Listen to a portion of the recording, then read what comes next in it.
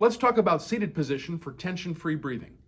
Too much tension is the enemy of tone. So for freedom of movement, for ease of breathing, we need to have very specific instructions about where we sit and how we sit in a chair. What do we sit on when we sit in a chair? Do we sit on our legs or do we sit on our sit bones?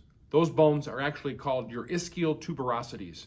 You might call them your butt bones, and they're shaped like the letter U, and they allow for us to be able to rock back and forth easily. We want to find the bottom of that U and balance over that. So find a place where you feel like your head is balanced exactly over the bones that you're sitting on. And then experiment with what it's like to be too far forward and too far back. And then find a place in the middle where the line from your skull to your hip joint is vertical.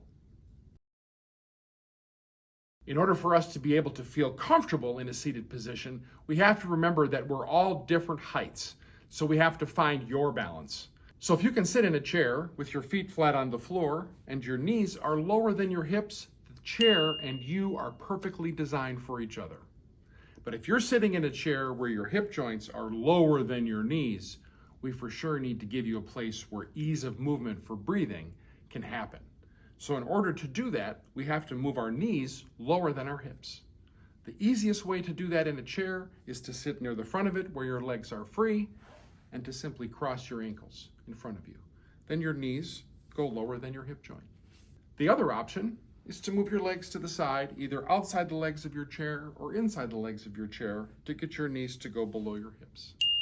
You can see from these examples why it's not possible to sit near the back of the chair and manipulate the level of your knees, because your thigh hits the chair.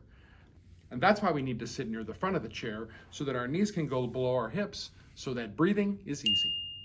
If the chair is too tall for you, you might find that sitting near the front of the chair makes you feel like you're going to fall out of it.